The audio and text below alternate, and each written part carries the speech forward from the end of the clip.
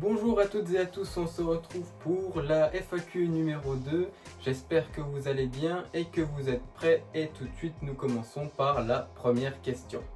La première question qui est celle de Florent qui nous demande combien de temps faut-il pour digérer de la viande? Et bien tout cela va dépendre de l'aliment en question. Donc ici, tu nous demandes pour de la viande 4 à 5 heures pour être digérée dans l'ensemble de votre corps. Question numéro 2 qui est celle de Florent qui nous demande comment le sang prend du dioxygène dans l'air des poumons. Alors on vous rappelle que les échanges gazeux sont réalisés au niveau des poumons et plus précisément au niveau des alvéoles pulmonaires. Qui ont des parois très fines, les échanges vont pouvoir se réaliser grâce à un phénomène que l'on appelle la diffusion.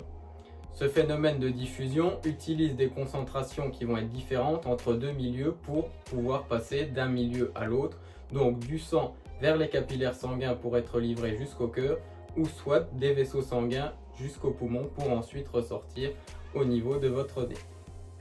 Question numéro 3 qui est celle de Loïc qui nous demande pourquoi les molécules sont-elles plus espacées dans les gaz que dans les liquides ou les solides. Eh bien la principale propriété des gaz, comme on l'avait vu en classe, c'est que les molécules ne sont pas liées entre elles. Elles sont donc en permanence en mouvement l'une par rapport à l'autre. Le gaz va occuper tout l'espace qu'on lui donne, qui n'est pas le cas des molécules solides ou des molécules liquides. Pour rappel, vous arrivez plus facilement à prendre un solide entre vos mains, par exemple un bic qui est solide, vous arrivez à le prendre en main, il est malléable. Un liquide c'est pareil, vous arrivez à le prendre dans vos mains et à le toucher. Alors qu'un gaz, il est impossible de le saisir entre vos doigts vu qu'il est tout autour de nous et qu'il se diffuse partout. Question numéro 4 qui est celle de Loïc. Existe-t-il quelque chose de plus grand que la molécule d'eau mais de plus petit qu'une goutte d'eau? Alors une goutte d'eau est composée d'une multitude de molécules d'eau. Dans une goutte d'eau qui fait environ 4 mm de diamètre, vous pouvez dénombrer environ 1000 milliards de molécules, ce qui fait un nombre assez élevé.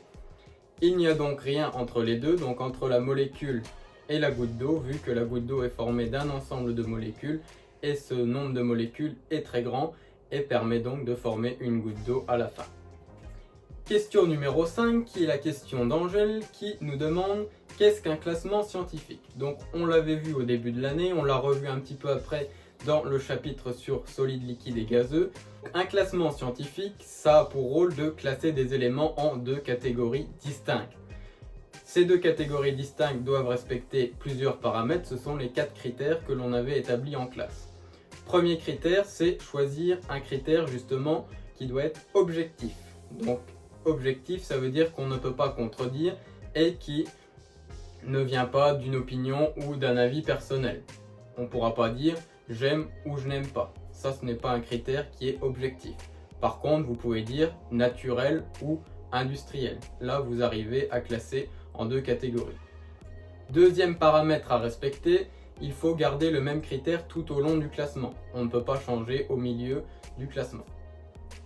Troisième paramètre à respecter qui est classer des objets en une seule catégorie. Vous ne pouvez pas avoir un d'un côté et le même dans l'autre catégorie. Donc une seule catégorie pour un objet. Et le dernier paramètre à mettre en évidence, c'est que tous les éléments doivent être classés. Vous ne pouvez pas en laisser un à côté. Donc si vous avez une liste à classer, vous devez les mettre tous.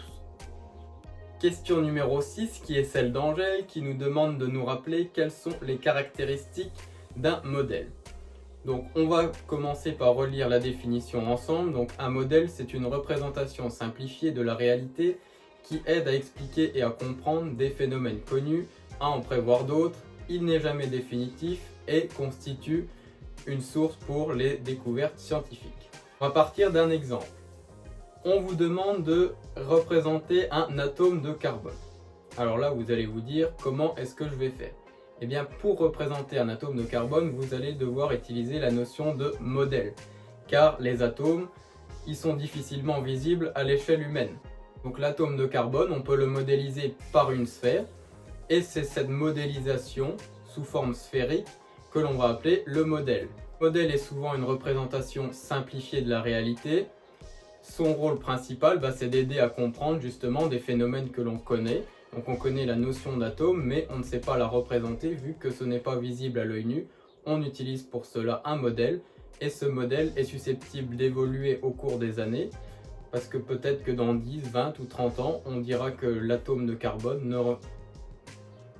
Peut-être que dans 10, 20 ou 30 ans, on nous dira que l'atome ne se représente plus par une sphère, mais par un cube ou une autre forme. Question numéro 8, qui est celle d'Angèle et de Achille, qui nous demandent quelle est la différence entre un corps pur et un mélange. Alors avant de comparer les deux, on va commencer par définir les deux termes. Donc qu'est-ce qu'un corps pur? C'est de la matière qui est formée de molécules identiques. Alors qu'un mélange, c'est de la matière constituée de plusieurs types de molécules différentes.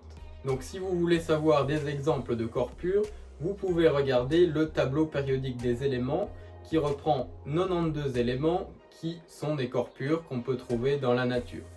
Alors qu'un mélange, vous en connaissez sûrement, ce sont lorsque deux molécules vont être différentes au sein de ce mélange. Par exemple, du jus d'orange, de la terre mélangée à de l'eau, etc., etc. Ce sont des mélanges où l'on voit deux molécules différentes. Un exemple de corps pur que vous pouvez trouver, par exemple de l'or, de l'argent, du carbone, de l'hydrogène, de l'oxygène, tout cela ce sont des corps purs.